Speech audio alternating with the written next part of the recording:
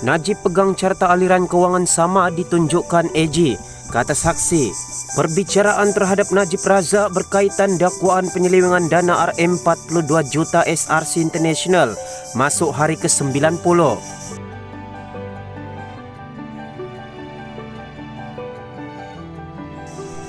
Perbicaraan melibatkan bekas Perdana Menteri Najib Razak berkaitan dakwaan penyelewengan RM42 juta dana SRC International sendirian Berhad memasuki hari ke-90.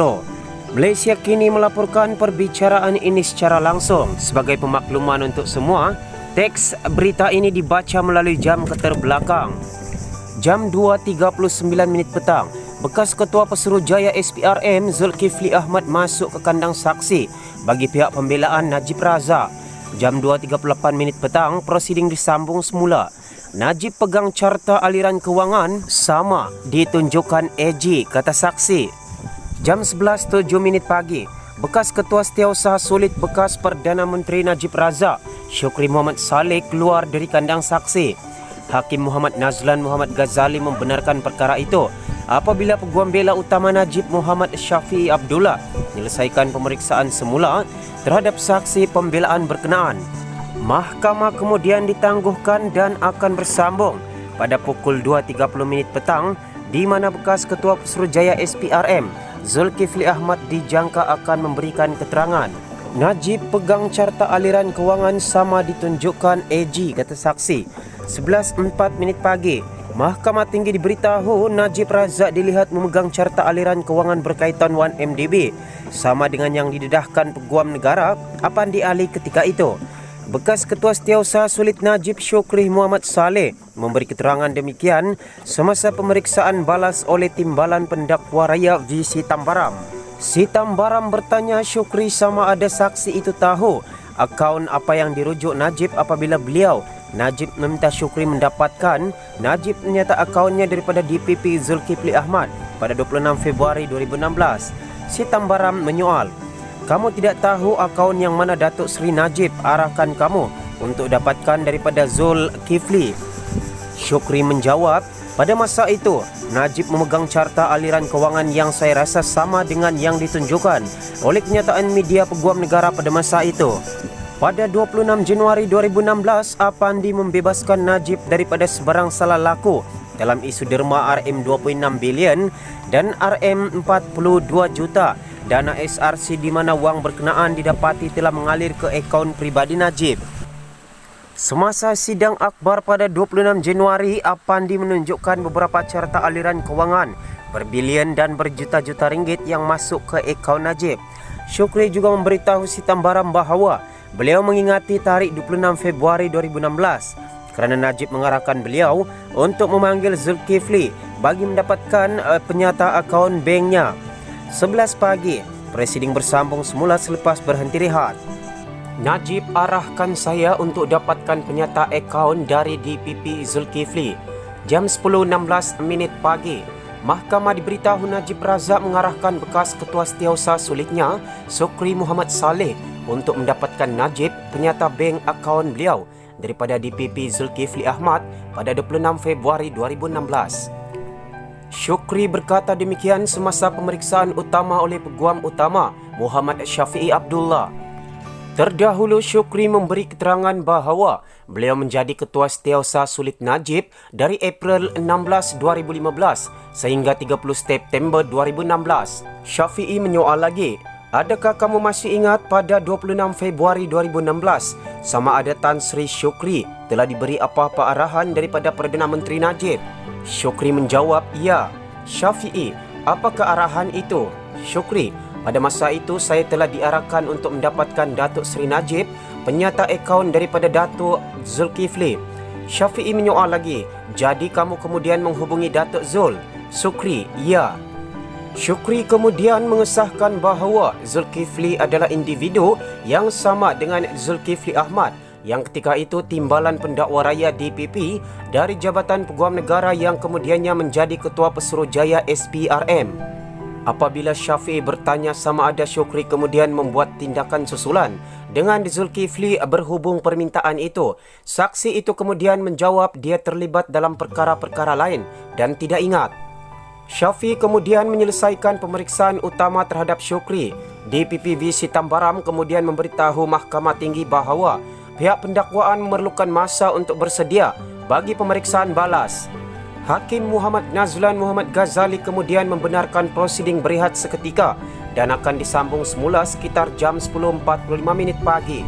Bekas Ketua Setiausaha Sulit Najib beri keterangan.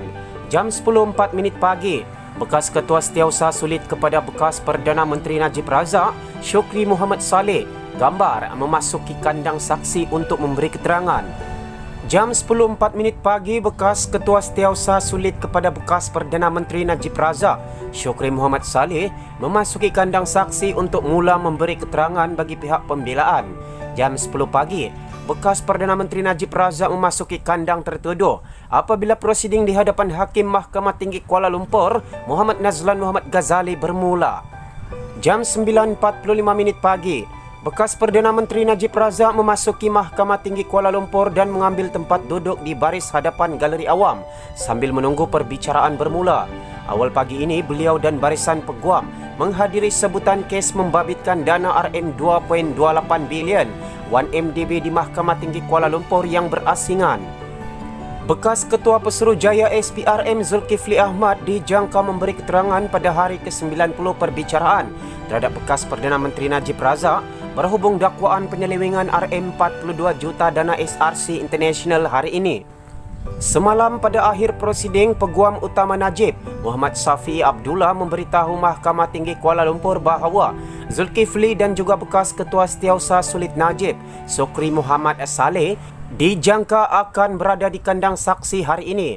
Zulkifli antara individu yang didakwa dalam 9 rakaman audio berkaitan perbualan mengenai 1MDB yang didedahkan SPRM kepada media pada 8 Januari lalu.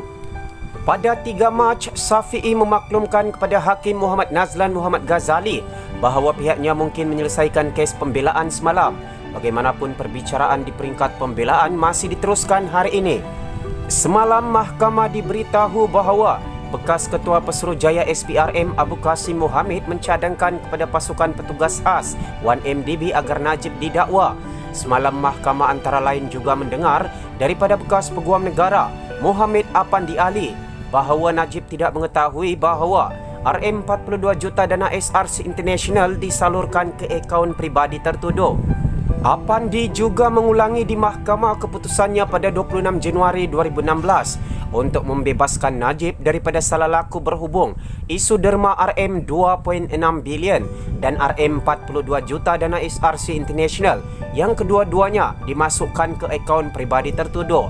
Najib kini menghadapi perbicaraan bagi 1 pertuduhan salah guna kuasa, 3 tuduhan pecah amanah dan 3 pertuduhan pengubahan wang haram berhubung RM42 juta dana SRC International. Prosiding di hadapan Nazlan mungkin bermula selepas jam 9 pagi kerana Najib dan pasukan pembelaan perlu menghadiri sebutan kes lain berkaitan 1MDB melibatkan dana RM2.28 bilion Mahkamah Tinggi berasingan di Kuala Lumpur. Kita beralih kepada perkembangan berita yang lain. Saya ambil serius pertanyaan Rosma kerana dia isteri Perdana Menteri, kata saksi. Hari ke-13, perbicaraan terhadap Rosma Mansor berkaitan projek solar untuk sekolah pendalaman di Sarawak masuk hari ke-13 di Mahkamah Tinggi Kuala Lumpur. Perbicaraan terhadap isteri bekas Perdana Menteri Najib Razak, Rosma Mansor, hari ini masuk hari ke-13 di Mahkamah Tinggi Kuala Lumpur. Rosma menghadapi 3 pertuduhan berkaitan dengan dakwaan penyelewengan dana bagi projek pembekalan dan pemasangan tenaga solar di 369 sekolah luar bandar di Sarawak bagi Kementerian Pendidikan. Projek bernilai RM1.25 bilion itu diberikan kepada JPAC Holdings Sendirian Berhad secara rundingan terus. Malaysia kini melaporkan perbicaraan ini secara langsung. Jam 11.35 pagi, Mahkamah kembali bersidang. 11.20 pagi, Mahkamah berhenti rehat seketika selepas alias selesai membaca kenyataan saksinya. Saya ambil serius pertanyaan Rosma kerana dia isteri Perdana Menteri, kata saksi. Jam 10.50 pagi, alias berkata dia ada berbual dengan Rosma pada tarikh yang dia tak ingat di mana dia bertanya kepadanya tentang bayaran pendahuluan untuk JEPA dan bila ia boleh dilakukan kerana syarikat itu tidak boleh beroperasi tanpa bayaran berkenaan.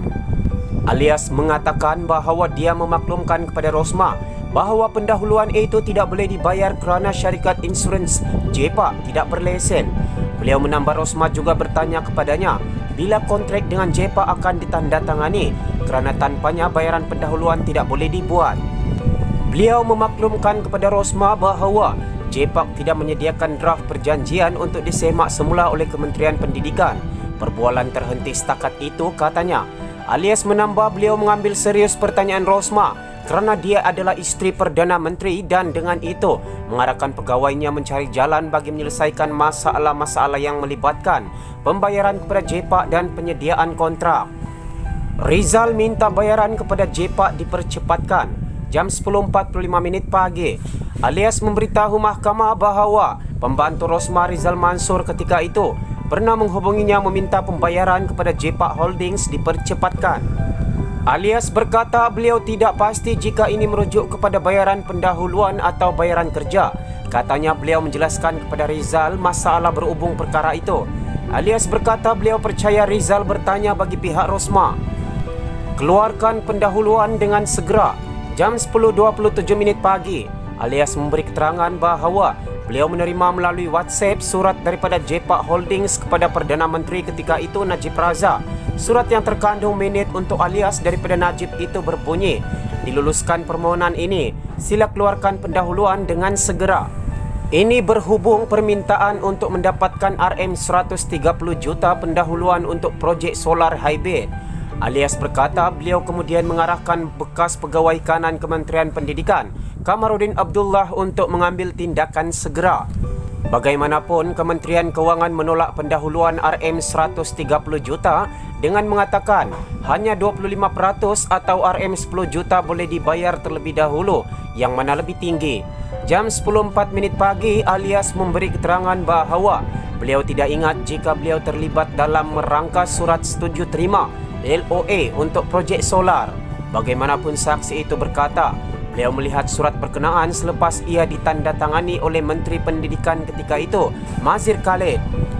Jam 9.58 pagi prosiding bermula.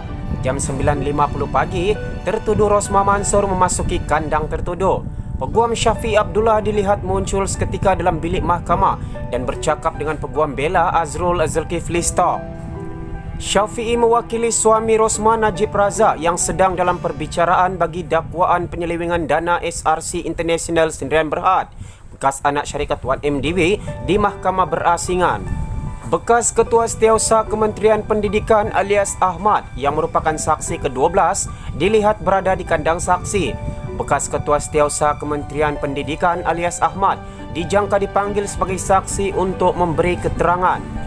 Menurut bekas setiausaha bahagian SUB di bahagian perolehan dan pengurusan aset Kementerian Pendidikan Malaysia KPM, Kamarudin Abdullah alias merupakan individu utama yang ditekan oleh JEPA Holdings bagi mendapatkan pendahuluan untuk projek panel solar.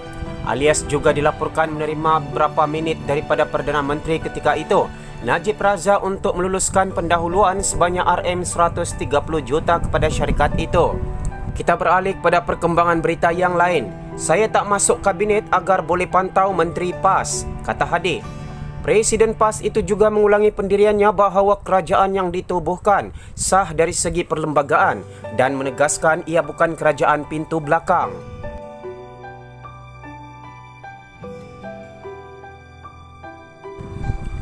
Presiden PAS Abdul Hadi Awang menjelaskan tentang ketiadaan namanya dalam senarai kabinet yang diumum Perdana Menteri Muhyiddin Yassin. Dalam siaran langsung di Facebook malam ini, Abdul Hadi berkata beliau tidak dilantik menyertai Kabinet Perikatan Nasional agar dapat memantau menteri-menteri PAS yang berada dalam kerajaan.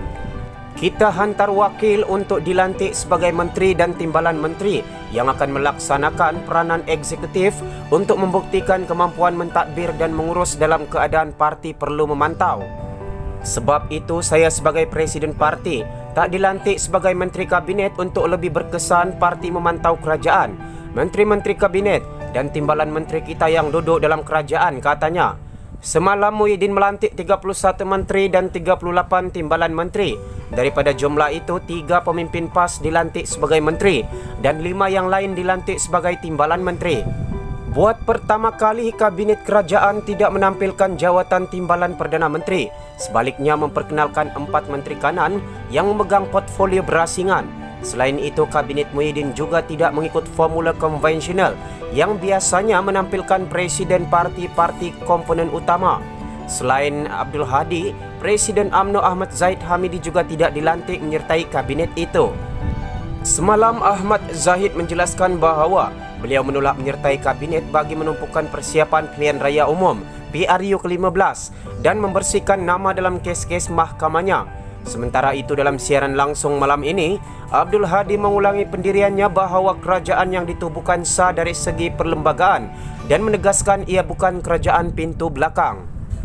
Kita berjaya dengan cara demokrasi, bukan cara pintu belakang, mengikut perlembagaan yang sah. Berlaku satu perubahan yang menarik yang tak menyusahkan rakyat. Kita berjaya membentuk kabinet perpaduan umat yang terdiri daripada pelbagai parti-parti politik. Bukan sahaja wakil rakyat yang dipilih rakyat, pelbagai malah parti-parti yang dipilih. Menyertai kabinet juga pelbagai, bukan 2-3 parti sahaja. Ini satu perubahan yang perlu dilihat secara demokratik, katanya. Dalam perkongsian berita terakhir, Zulkifli jelaskan alasan Apandi tak dakwa Najib pada 2015. 2 elemen penting bagi kesalahan di bawah seksyen tersebut tidak dibuktikan dalam kertas siasatan, katanya.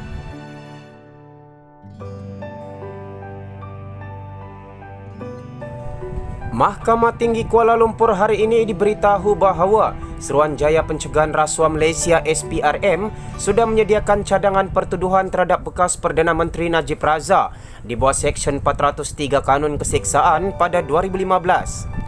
Bekas Ketua Pesuruhjaya SPRM Zulkifli Ahmad, 52, berkata, bagaimanapun agensi berkenaan dan Jabatan Peguam Negara AGC memutuskan untuk tidak mendakwa Najib ketika itu kerana 2 elemen penting bagi kesalahan di bawah seksyen tersebut tidak dibuktikan dalam kertas siasatan. Zulkifli yang ketika itu merupakan pengarah bahagian pengurusan kes-kes jenayah AGC berkata SPRM mencadangkan agar pendakwaan terhadap Najib dibuat mengikut Seksyen 403 Kanun Keseksaan dan pertuduhan alternatif mengikut Seksyen 23 Akta SPRM 2009. Seksyen 403 Kanun Keseksaan adalah berkaitan penyelewengan harta, manakala Seksyen 23 Akta SPRM menyentuh mengenai penyalahgunaan kuasa. Saya telah diarahkan Peguam Negara AG ketika itu, Tan Sri Mohammed Apandi Ali, untuk mengkaji kertas siasatan berkenaan kedua-dua kes melibatkan Datuk Seri Najib, iaitu SRC International Sendirian Berhad dan 1MDB, One Malaysia Development Berhad, yang disediakan SPRM. Tan Sri Apandi berpendapat bahawa ada 2 isu penting yang perlu disiasat lanjut oleh SPRM, iaitu isu pengetahuan sama ada Datuk Seri Najib tahu duit yang masuk ke akaun beliau adalah duit syarikat SRC International Sendirian Berhad dan sekiranya beliau sendiri yang mengarahkan wang tersebut dimasukkan ke dalam akaunnya, kata beliau. Zulkifli berkata demikian ketika pemeriksaan utama oleh Peguam Tan Sri Muhammad Syafiee Abdullah pada hari ke-90 perbicaraan kes bekas Perdana Menteri itu berkaitan penyelewengan dana SRC International. Kepada soalan Muhammad Syafiee sama ada SPRM kembali dengan siasatan lanjut mereka, Zulkifli menjawab ya. Bagaimanapun, SPRM tidak menjawab 2 isu penting yang ditimbulkan sebelum ini dan memaklumkan bahawa tiada keterangan menyatakan Najib memberi arahan untuk wang tersebut dimasukkan ke dalam akaunnya. Selepas itu, kami mengkaji kembali minit yang dikemukakan SPRM dan mengangkatnya kepada AG untuk membuat keputusan, katanya. Muhammad Syafiee membuat pemeriksaan dengan menyoal apa yang dilakukan AG selepas mendapat kembali kertas siasatan itu. Zulkifli menjawab, kami telah berbincang dan AG memutuskan untuk melabelkannya sebagai tiada tindakan lanjut NFA atau kemaskan untuk simpanan. Zulkifli, bagi kedua-dua kes SRC International dan 1MDB, ini kerana SPRM mencadangkan Seksyen 403 Kanun Keseksaan dan bagi seksyen itu, elemen yang merujuk kepada pengetahuan adalah penting. Turut memberi keterangan hari ini ialah bekas Ketua Setiausaha Sulit Najib iaitu Tan Sri Sukri Muhammad Saleh, 65 tahun. Najib sedang membela diri terhadap 7 pertuduhan membabitkan penyelewengan dana SRC International sebanyak 42 juta yang terdiri daripada 3 pertuduhan pecah amanah, 3 pertuduhan pengubahan wang haram dan 1 pertuduhan penyalahgunaan kedudukan. Perbicaraan di hadapan Hakim Muhammad Nazlan Muhammad Ghazali bersambung esok. Sumber dari Bernama